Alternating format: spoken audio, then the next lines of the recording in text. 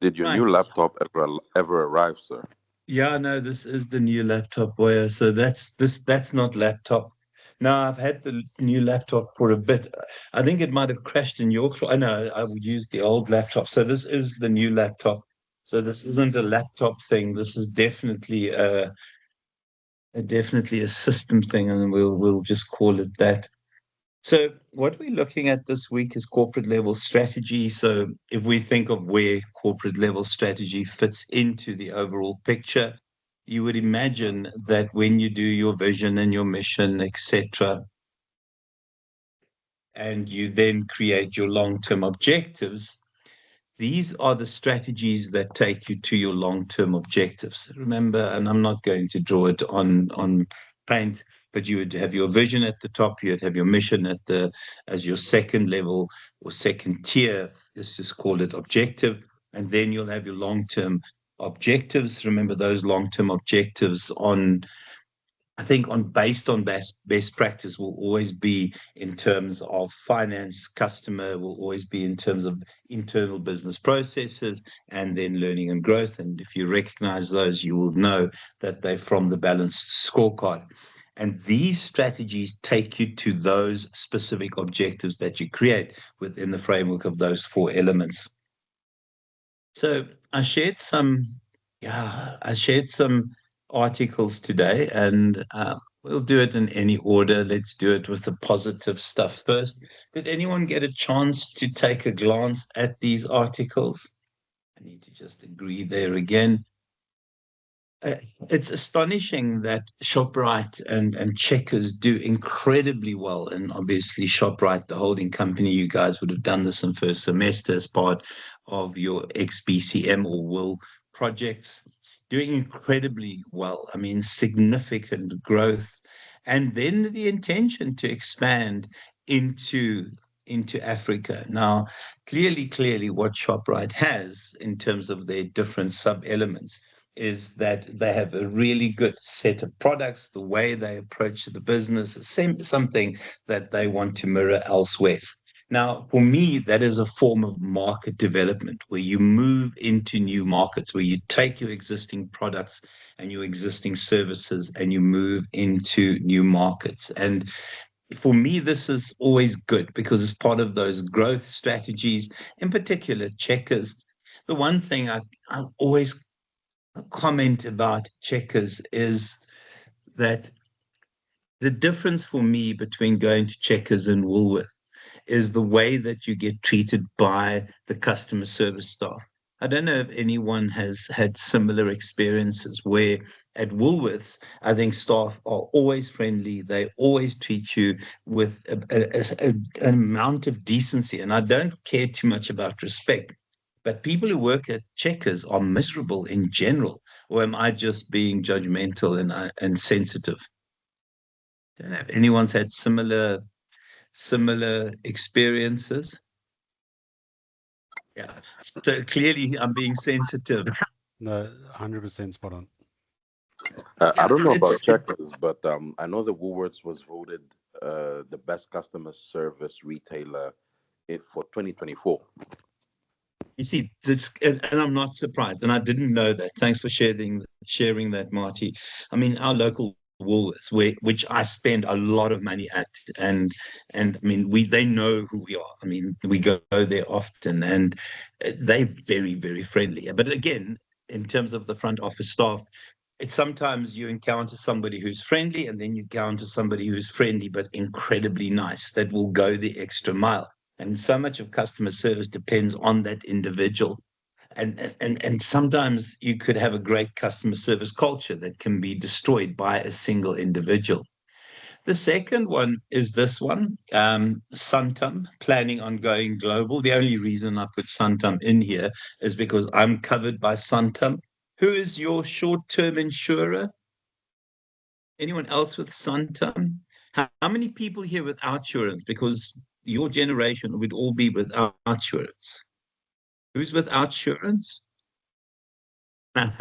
Ricardo. Generation is more discovery, sir. Say again, Marty. Our generation is more discovery. More discovery. Hmm. Yeah, well, true. Ricardo's with, yeah, Discovery is, I couldn't be with Discovery for my short-term insurance, because imagine having a transponder implanted in my car with the way I drive.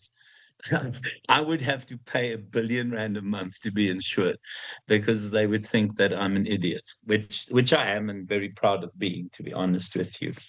But again, a really good service, a really good offering, and the intention here is part of market development to move into new markets. So to go into global markets, I think one of the most risky businesses to be in is short-term insurance. There is a wonderful author, Beck, and I can't remember what Beck's first name is, that argues that we are in an insurance-less society because of natural disasters and the amount of natural disasters and associated damage caused, that you have got to the point that some things will not be able to be insured. And it's going to be interesting to see how they do overseas, where there are moments where you cannot predict the unpredictable. And I think there will be lots of qualifiers in these policies. Then the Shopify one, and I didn't know what Shopify was, and then I asked my kids, and they explained to me it's where you can sell some of your own goods. And then I went on to Shopify, and I realized that this was what one of the women that I work with at Westville does. She collects unwanted goods from people, and she sells it on her Shopify, I would imagine, platform. Anyone here with Shopify have used Shopify before?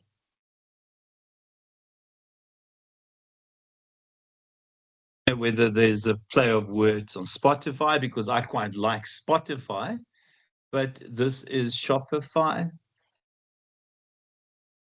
I don't even want to know how it works.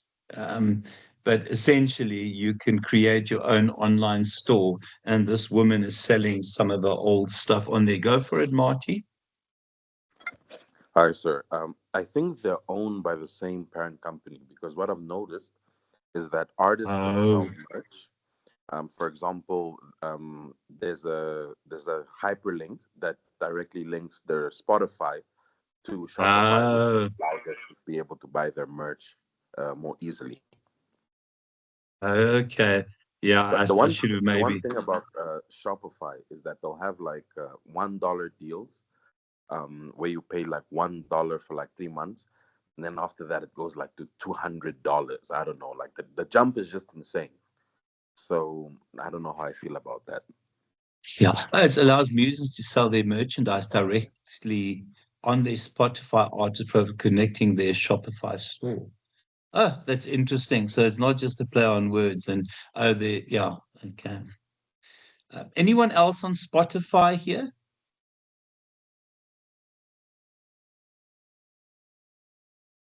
Everyone on Apple Music, Spotify, everyone on Apple Music, I'm assuming. And then some of the not so good news for South African organizations. I'm going to do it in this order rather. Yeah, I might have spoken about this previously, but how BMW, Volvo, and Audi are having to close down some of their dealerships, simply because of the Chinese onslaught. And furthermore, Toyota has gone and approached government for assistance, because they cannot. And we're talking Toyota here. So when Toyota steps up to the plate and says to government, listen, we need help, we are being destroyed by the Chinese brands, you know it's serious, because they've been the number one sales um, car sales in our country for multiple decades. Any comments on this? Anyone drive any of these brands? I think Marty will be a BMW driver. Can't remember. Ricardo will be definitely a Volvo. He looks like he's very worried about having a safe car. You'd be surprised. It's actually a Kia. That's safe, boy. It's 5-star NCAP rating. Fair enough. I don't know It's why I'm picking actually a on you Toyota, today. sir, but I received driving a BMW. You drive a BMW. No, it's actually a Toyota, but I'll accept the manifestation of driving a BMW somewhere in my future. Just put a BMW badge on it on the Toyota, boy. They're as good as Toyotas anyway. Um, Kevin, what do you drive? Any of those three? No, sir, I'm a Toyota person through and through. Please don't tell me a Toyota Hilux. It's It's not a a Bucky, is Hilux. it?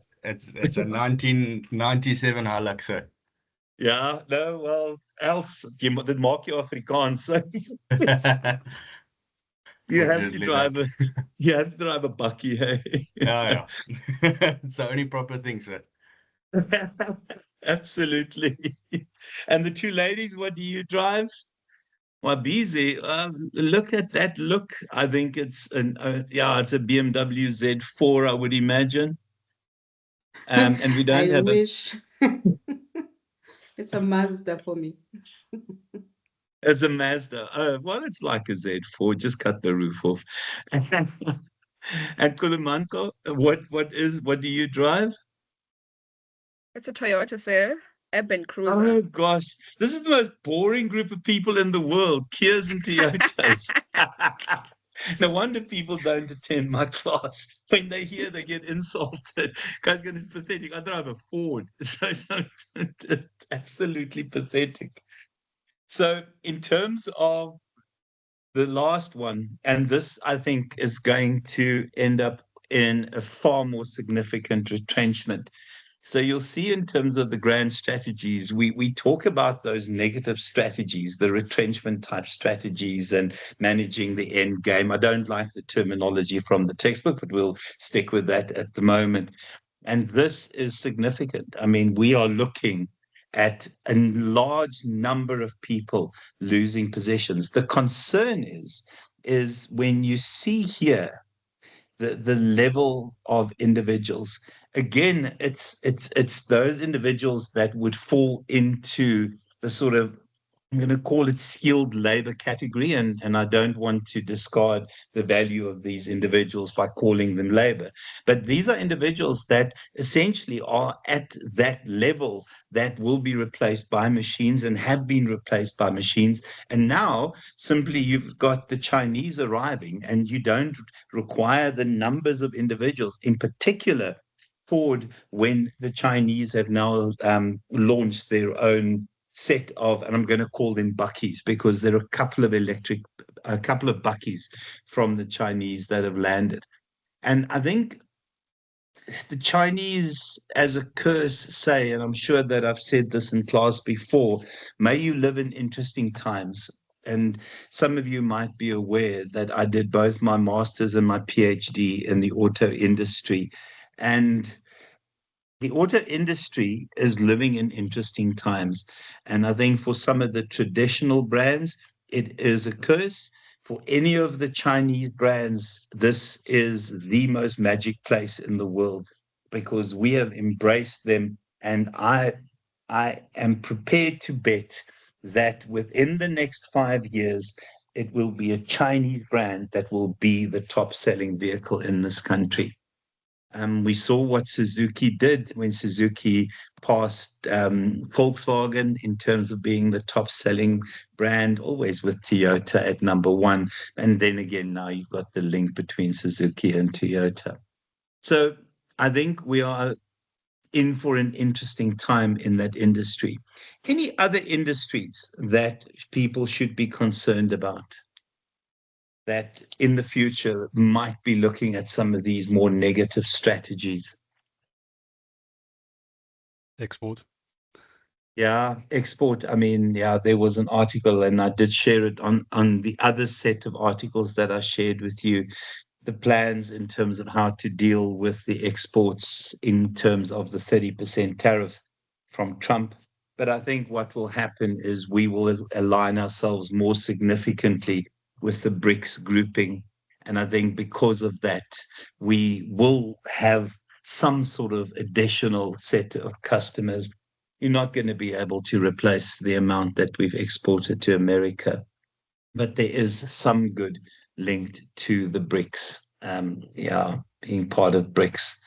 If you see what happened between Russia, India, and China recently, they're starting to create this trade bloc, and I think we'll be part of that. I mean, India, 50%. How do you survive that? But I think the Americans will find out how expensive their lives will be.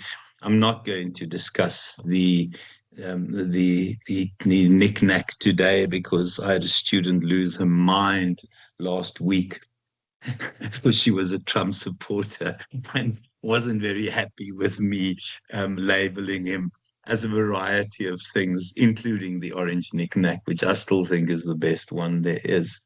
So You can if you refer to me for further comment, Annie. oh dear Lord, are you also a Trump supporter, Ricardo? No, no, no. Opposite, opposite. I Thank the export to Pope. America, Hey, so I I'm the promise you, opposite. afterwards, my wife said to me, "Oh my gosh, what happened there?" She went, but you can't debate with Trump supporters. You simply can't. No. There's no fact. It's just emotion. Kevin, Trump supporter met 'n surname soos Els hooggenigtig. Don't worry, Sam. I'm as English as it comes, and I'm very happy I thought this so side of for the you. water. You don't sound as Afrikaans as I am. Yeah, yeah. It's all on my father's side. Uh, yeah, your father will be the Trump supporter. No, I'm kidding. Don't worry. What I don't need is a letter from another parent complaining about me. No, none of that from this side, so don't worry. Ah, perfect. Well, so let me move on before Marty admits his love for Trump. Um, so when we look at the corporate level strategy, there are a couple of questions that we ask. And I remember these strategies take us to those long-term objectives. And in general, we try and answer two questions. The first one is how wide should we operate in terms of businesses and industries? And what we've seen in recent times is that companies diversify because industries don't take economic knocks in the same way. And if you're too focused on a single industry, what might happen is that that industry could start struggling economically. So what happens, people try and operate across a range of industries. I mean, look at the highly diversified companies. If we think of Tata, for example, and I don't know if I've discussed Tata with you guys. Tata is a fascinating company. If you look at what is under Tata, Tata Global divisions. Have we done this in class? If we have, my apologies. Guys, this is Tata. It is such an impressive. So when we talk about deciding which industries you compete in, I don't know how, can you guys see that? Is that big enough?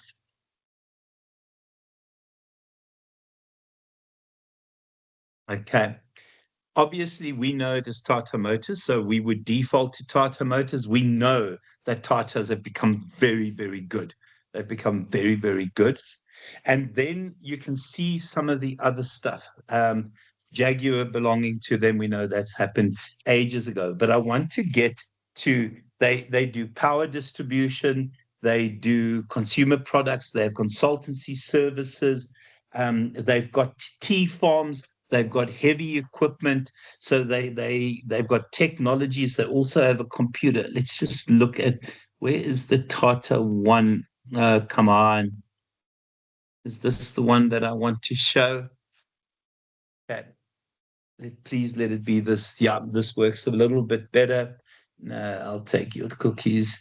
Consultancy service, steel, Tata Motors, we know that consumer products, but it carries on, guys. There are a lot more. Tata Power, Tata Hotels as well. At some point, they ran the national airline in India as well. I mean, this is an impressive company, highly diversified.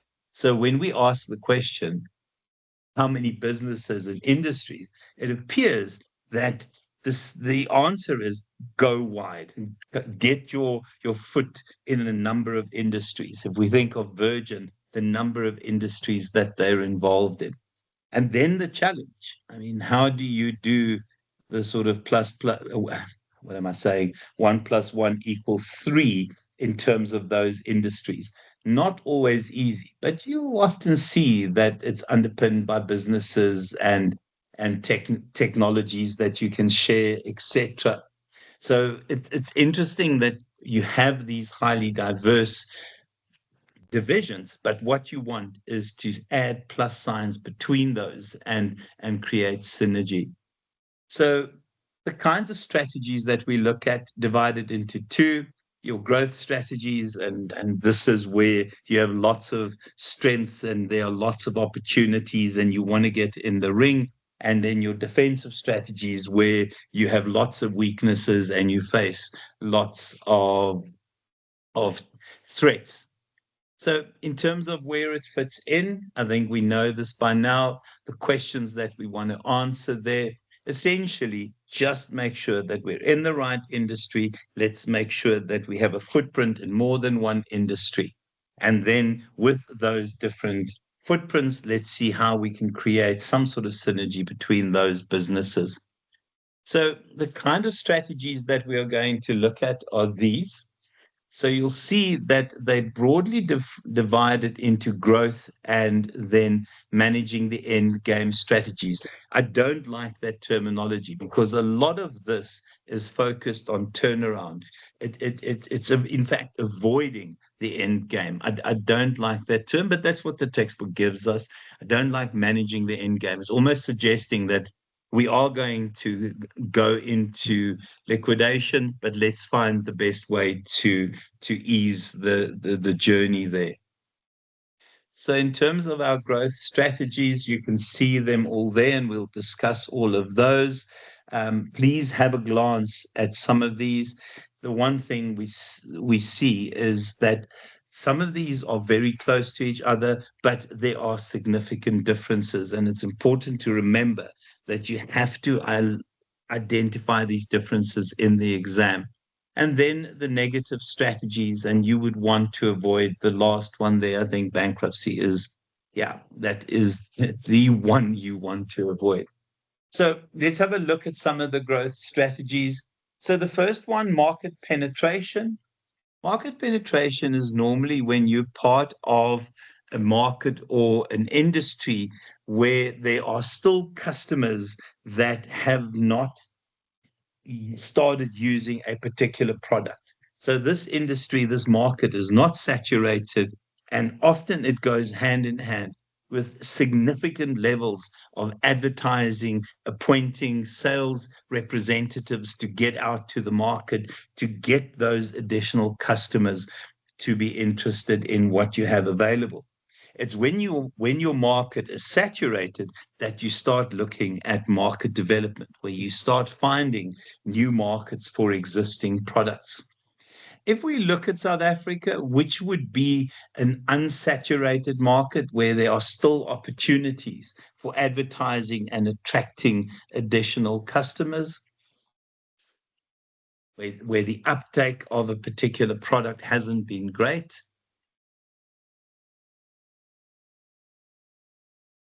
think in terms of the checkers 60/60. I think a lot more can be done to get people to buy into checkers 60/60. Who on the call is on checkers 60/60? Marty, or a similar delivery app? Ricardo, you are? I think there is still gap for a lot of advertising and convincing to be done in terms of that. And the other one that I think we don't realize is that there is still opportunity in terms of getting people to start shopping online.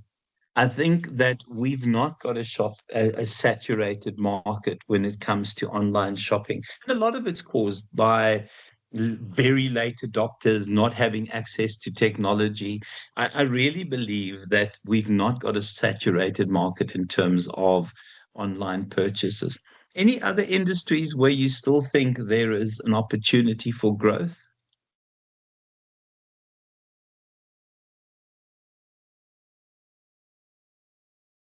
Okay, guys, and then the second one in terms of organic growth, you can look at, goodness me, consolidation. The way to think of consolidation is hold and maintain.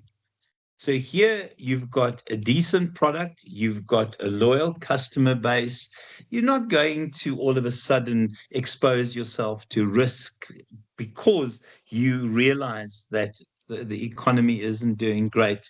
So the kinds of ways of consolidating, the first one is in terms of hold and maintain is to just withdraw and downsize from some industries. And I think that's what Ford is doing. I think Ford realizes that they are going to have to do something as part of some sort of turnaround strategy. And I know that turnaround doesn't belong here, but I think they're doing this, they're reshaping themselves, and then just start investing in research and development and maintaining those loyal customers by throwing additional bling at the products and services you offer to them.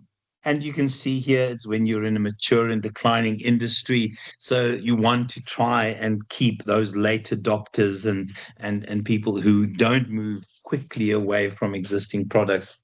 Try and tie them into that kind of industry and that kind of business. Market development is where you have a really good set of products. You've got to a saturated market and you take those products to new markets. So Santam going overseas is definitely for me a form of market development. We've had a number of South African companies who have gone overseas and done so successfully. Please share some of those with me.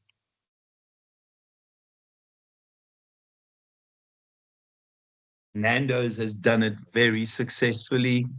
All our banks have somehow made their way into Africa. Go for it, Marty. MTN. But earlier today I was actually having a discussion with someone about whether FNB qualifies as a multinational corporation, and they were saying that it doesn't because it's a bank now saying that it does. But I think FNB and Standard Bank and Vodacom are definitely one of the biggest examples of South Africa's international success stories. Yeah. Well, can I just say, none of them are actually South African organizations. You know, How? How? They came from overseas, boy. I Vodacom think that, and MTN and FNB. yeah, they linked to Vodacom is linked to Vodafone. Okay. What about MTN? MTN is also linked to a broader. Okay, and maybe I've got it wrong. Okay, let's start with Vodacom.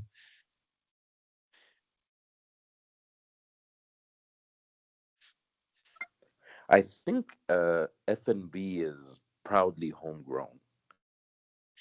I don't think they are, because I read an article recently that says that the biggest the biggest homegrown bank in South Africa is Capitec. So I don't know. So, and maybe I've got it wrong. Is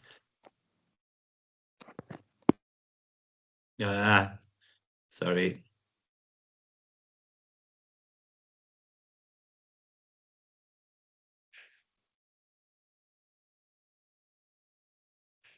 And I hope you're right, Boya. I definitely hope you're right. Okay, so you're right. So it started in 1838. You're right. Sorry, Boya. And now a division of First Rand Bank. So they might even be a global organization.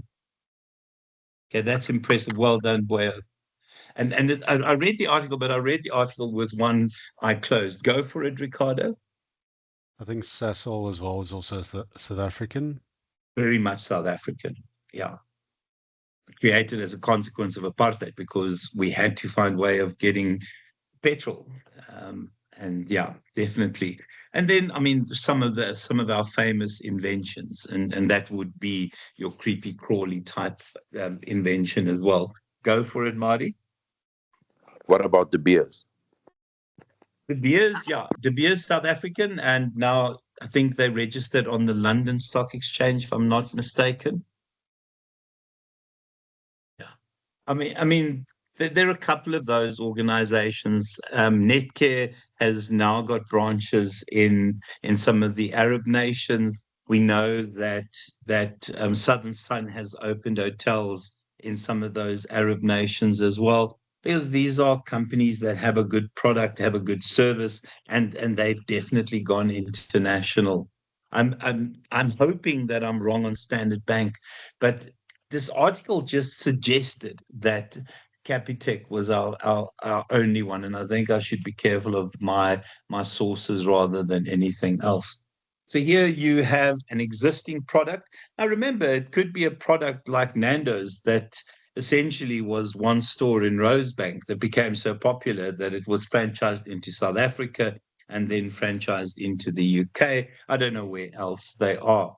And I mean, they're very famous in the UK and very, very popular. Product development is taking your existing product and then modifying your product. Okay.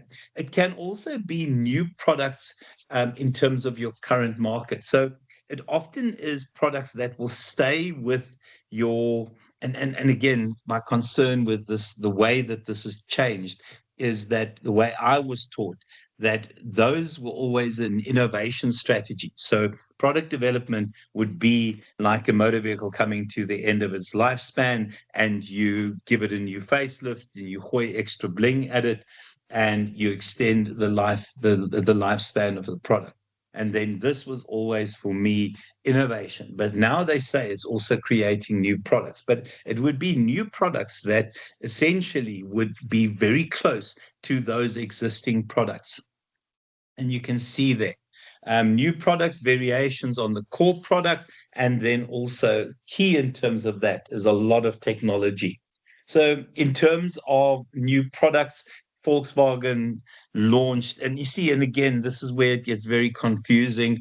You see, for me, Volkswagen launching the Amarok is diversification. So can anyone give me an example of this? And I don't want to go to the Kellogg's range where you have so many new products. You've got Cocoa Pops, and then it became this and that and that. And maybe that's where it fits in.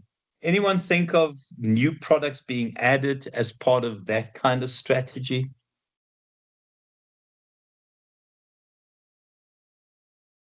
So would like Amazon now doing a streaming service be an example of that?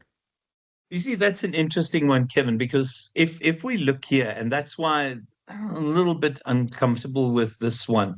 So if you think of Amazon doing a streaming service, it would be related diversification. Because you use the knowledge and skills that gave you the online store and you bring it into the streaming service. But in terms of the textbook's description, this could fit into there as well. But for me, Amazon launching a streaming service is definitely related to diversification because you're using the same technology to create a new product. I don't know what you think of that, Boya. Yeah, no, that does make sense. It makes more sense to me. It really does make more sense to me. In terms of related diversification, guys, examples of related diversification where we use existing technology, but we branch out into something completely new. And maybe here you stay close to the core product. Here you move away from the core product. Maybe that's the one way to differentiate between the two. Diversification, guys.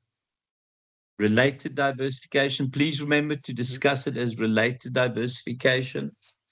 Didn't I mean, Yamaha at one stage branch out from motorbikes into boats and those kinds of things? absolutely, 100%. Yeah. And so that's 100% related diversification.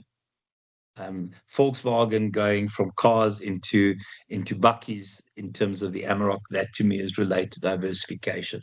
Same technology. The other one that I always find interesting, and my students quite like this because this is their generation, is KTM. So you have the KTM, and then so that KTM is obviously motorbikes, and then you go KTM car. What is it called? The Crossbow. KTM. But so, they were always motorcycle. Come on, you can't search like that, you idiot. And they look like this. Yeah, sorry, for me, this is a thing of beauty. I think it is an absolute thing of beauty. Who could do with a crossbow over the weekend? Yeah, no, I agree with you, Kevin. Yeah, as the English would say, the yobbo would come out in me very, very, very quickly. I've not seen this, so this is clearly a later model, but going from motorcycles to, yeah, I think this is just a thing of beauty. It's the kind of thing that belongs on a poster on a teenager's wall, alongside Hello Kitty, obviously. I need to make sure that, that I'm politically correct. I might get into trouble for that one. Unrelated diversification. Yeah. So here you move into a completely different field. I mean, if you think of where Virgin started off as a student magazine and then became Virgin Records and then became Virgin Air, and you now can be anything gets a label in terms of Virgin, because they're so diversified as an organization, and a lot of their diversification are unrelated.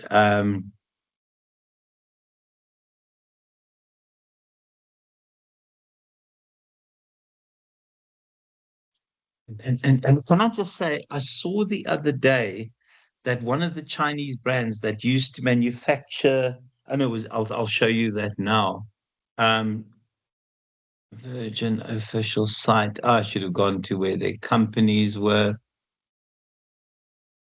I mean, and then we start, go away. See all Virgin companies. So some of these you might not even recognize, guys. This Virgin Bet, Virgin Books, Virgin. We know about the balloon experience days, Virgin Galactic hotels, and Virgin Mobile. What else is there? Virgin Money. um, it doesn't stop. For me, it's a wonderful example of just unrelated diversification. And then we throw into that Virgin Wines, guys. I, I, I'm not going to comment on that, and I think all of you know why it's called Virgin, because every time they enter a new industry, they brand new at it, and it's their first time, and that was where the name Virgin came from. So here you move in a complete different direction. I mean, Alpha Pharmacy, when they were in trouble, started launching cell phone contracts. If we think of how Edgar started off and then became Edcon, and how highly diversified Edcon became. And I think you can now get credit cards and home loans and those kinds of things from them as well. And then integration is where you either take over your supplier in order to secure a more reliable supply source, or you take over your customer, and normally it's your retailer, to be closer to your customers. So, in terms of integration, it really is this idea of, and now it's gone and done it in the wrong direction. Horizontal integration is where you acquire companies that are similar to you in your industry. It's astonishing, and I don't know how well this is going to show here, but if you look at car, who is owned by who? I'm pretty sure that's not perfect English. Yeah, I don't know which one will work best here. Let's just see if this is going to be big enough. Please just, I don't know whether you guys can see that. Um, it's the best examples of horizontal integration that you can imagine. Can everyone see that, or is it too small?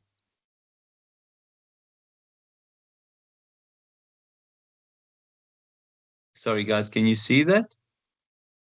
Okay, thanks, Ricardo. Oh, that's perfect. So the interesting one, Stellantis. Oh golly, look at this. Genigtig, man. I can do anything. I've got a I've got a plus button there. This is an interesting one because it started off with what would have been your more traditional American companies, but this is a strange concoction because at some point Alpha owned Fiat and Lancia, but when Stellantis, it got all three. Tell me any of these that surprise you. This for me is a strange concoction. I'll admit that we bring some of their vehicles in. Stellantis is in South Africa. That is impressive, and they've got Maserati there, guys. And then the other one is VW, and you can see what belongs to VW. Oh my gosh, they're missing one. Oh no, they are not. There's the Bugatti there. BMW, obviously, Mini and Rolls-Royce. Geely, which is an interesting one, which is a Chinese manufacturer because Ford used to belong to Volvo, along with Range Rover and Jaguar. And under Ford, Range Rover, Jaguar, and Volvo were running at a loss. And these companies took them over and made them very successful. Chinese companies. So Geely, a Chinese company. Nissan, nothing too dramatic there. GM, a couple of interesting ones there. Any of these that you find interesting? This doesn't look right because I thought they belonged to Nissan. Unless they've now moved away from Nissan again. Go for it, Marty. I actually just think the infographic looks really cool. This is one seriously cool infographic. Okay, it's 2022. So, yeah. And where's Mercedes? Have I missed Mercedes? Why am I not seeing Mercedes? Am I blind? It has to be there. I think it's There it in there is. somewhere. Okay. Smart cars. Yeah. Yeah. Smart and Mercedes. Yeah. So a lot of this, VW owned Audi, and Audi needed to launch the R8, so they went and they bought Lamborghini because they needed the Lamborghini technology to launch the R8. Toyota, where is Toyota? I want to see Toyota. Okay, you see now I know that Toyota, so this is, I'm not even looking at Toyota, I'm pointing at Honda because I'm an idiot. Toyota. I know that Subaru belongs to Toyota now as well. So this is a slightly dated graphic, but this, as you say, Marty, this is blimmin' impressive, man. Absolutely impressive. Maybe in future we should have our assignments presented like this. In Will, that's how they prefer some submissions. You need to The present an timeline infographic. submission. You can do the timeline submission like this. Yeah, Yes. absolutely. Yeah. Oh. I also wanted to say, in terms of diversification, Daewoo. Don't know if anyone remembers Daewoo, but they started off as an electronics manufacturer and then started manufacturing cars and a range. These cars were awful. If you owned one of these, yeah, you were single for a very long time, guys, unless your wife really, really, really loved you. I'm sorry. If you were a Daewoo owner, good luck.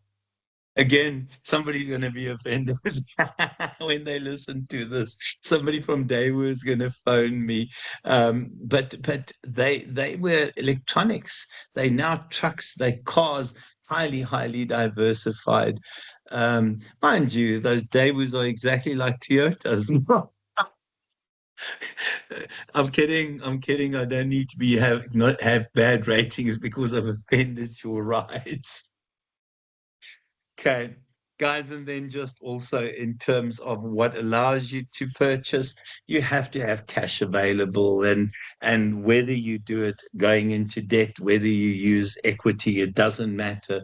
But often it is about taking over because of bringing in skills, because of bringing in technologies that you require. And it depends on how much of the asset you own. I know for a fact that Toyota, and I'm certain that Toyota owns a significant portion of Subaru.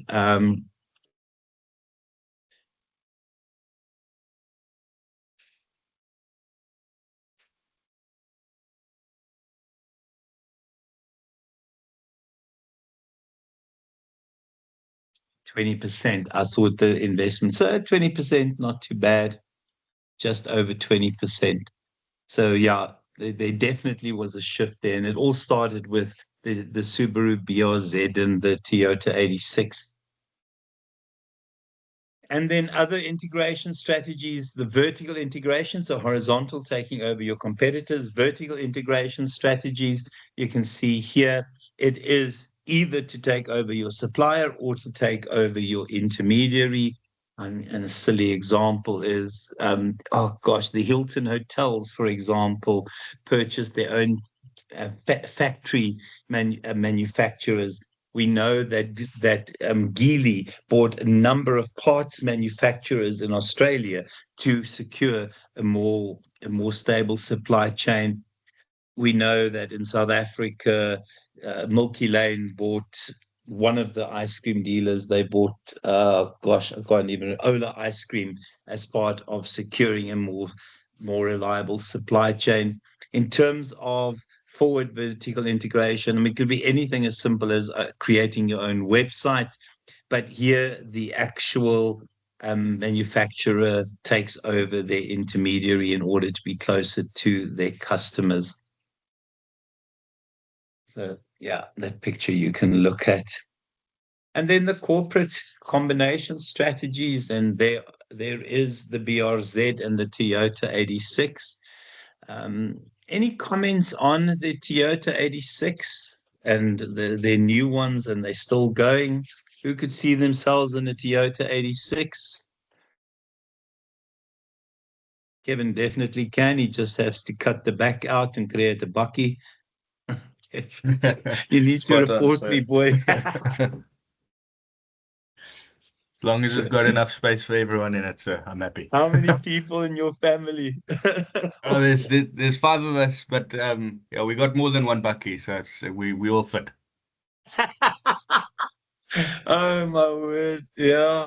Ricardo is thinking, no, I don't like danger. Oh, you also got I suppose you've also got a bucky, Ricardo.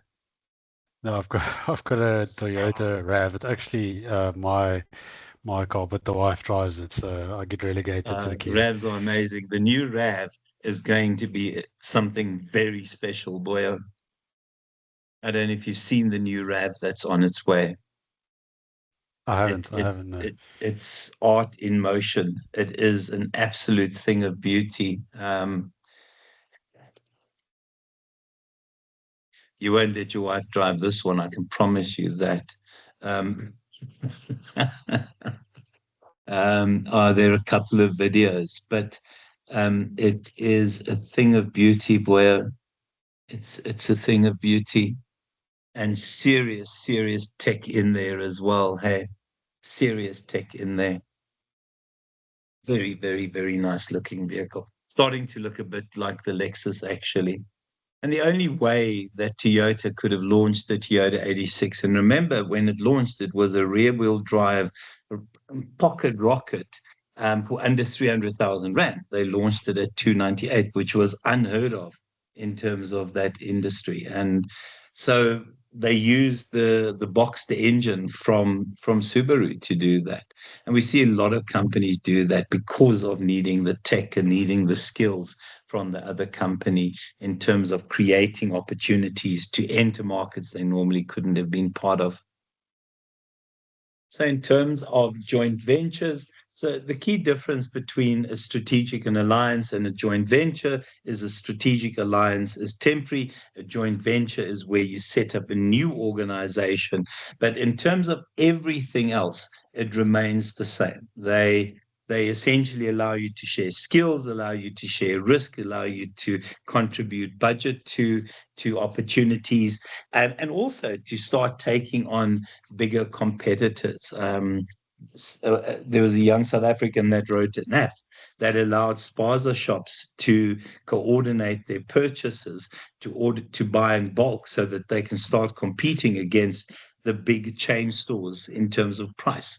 Because, if you've got a group buying in bulk and you have your delivery system sorted, you can get really good bulk discount. And then just the strategic alliance, very, very similar. The truth is that it's still the pooling of capital and skills and technologies, but it is a shorter period of time. And then the defensive strategies. I think, I don't know where the South African economy is. What are our growth predictions for this year? I always listened to how we needed to grow at 6% a year. And if we started growing at 6% a year in 1994, we would have no unemployment now. And I saw a stat recently that said South Africa has the highest unemployment levels in the world, which is disturbing, guys. Yeah. So we faced with a situation of low growth rate, high levels of unemployment, and people not having the money to support the kind of organizations that they might want to. Um,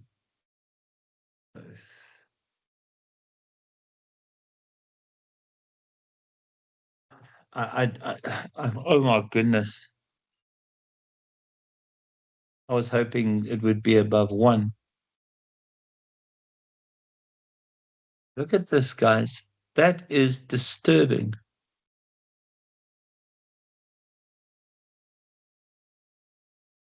A 0.59% growth rate since 93. That's what it says there. Surely that cannot be right.